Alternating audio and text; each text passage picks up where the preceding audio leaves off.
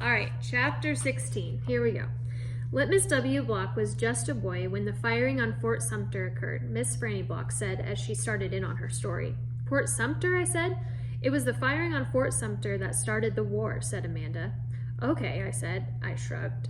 Well, Litmus was 14 years old. He was strong and big, but he was still just a boy. His daddy, Artley W. Block, had already enlisted, and Litmus told his mama that he could not stand by and let the South get beat, and so he went to fight too. Miss Franny looked around the library, and then she whispered, Men and boys always want to fight. They're always looking for a reason to go to war. It's the saddest thing. They have this biting notion that war is fun, and no history lesson will convince them differently.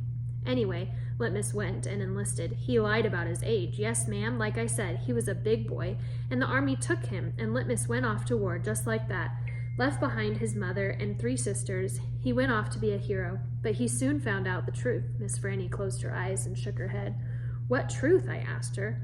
Why, that war is hell, Miss Franny said with her eyes still closed. Pure hell.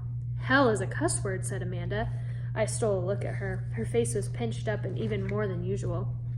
War, said Miss Franny, with her eyes still closed, should be a cuss word, too. She shook her head and opened her eyes. She pointed at me, and then she pointed at Amanda. Neither of you can imagine. No, ma'am, Amanda and me said at exactly the same time. We looked real quick at each other, and then back at Miss Franny. You cannot imagine. Litmus was hungry all the time, and he was covered with all manner of vermin, fleas, and lice. And in the winter, he was so cold, he thought for sure he would freeze to death. And in the summer, why, there's nothing worse than war in the summertime. It stinks so. And the only thing that made Litmus forget that he was hungry and itchy and hot or cold was that he was getting shot at, and he got shot at quite a bit, and he was nothing more than a child. Did he get killed? I asked Miss Franny. Good grief, said Amanda. She rolled her eyes. Now, Opal, Miss Franny said, I wouldn't be standing in this room telling this story if he was killed. I wouldn't exist. No, ma'am. He had to live. But he was a changed man. Yes, ma'am. A changed man. He walked back home when the war was over. He walked from Virginia all the way back to Georgia. He didn't have a horse. Nobody had a horse except for the Yankees. He walked, and when he got home, there was no home there. Where was it? I asked her. I didn't care if Amanda thought I was stupid. I wanted to know.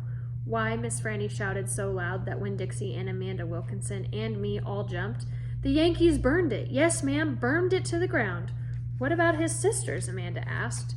She moved around the desk and came and sat on the floor. She looked up at Miss Franny. What happened to them? Dead. Dead of typhoid fever. Oh, no, Amanda said in a real soft voice. And his mama? I whispered.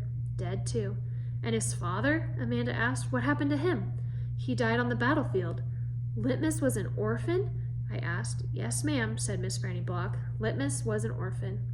This is a sad story, I told Miss Franny. It sure is, said Amanda. I was amazed that she was agreeing with me about something. I am not done yet, Miss Franny said, when Dixie started to snore and I nudged him with my foot to try to make him quit. I wanted to hear the rest of the story. It was important to me to hear how Litmus survived after losing everything he loved.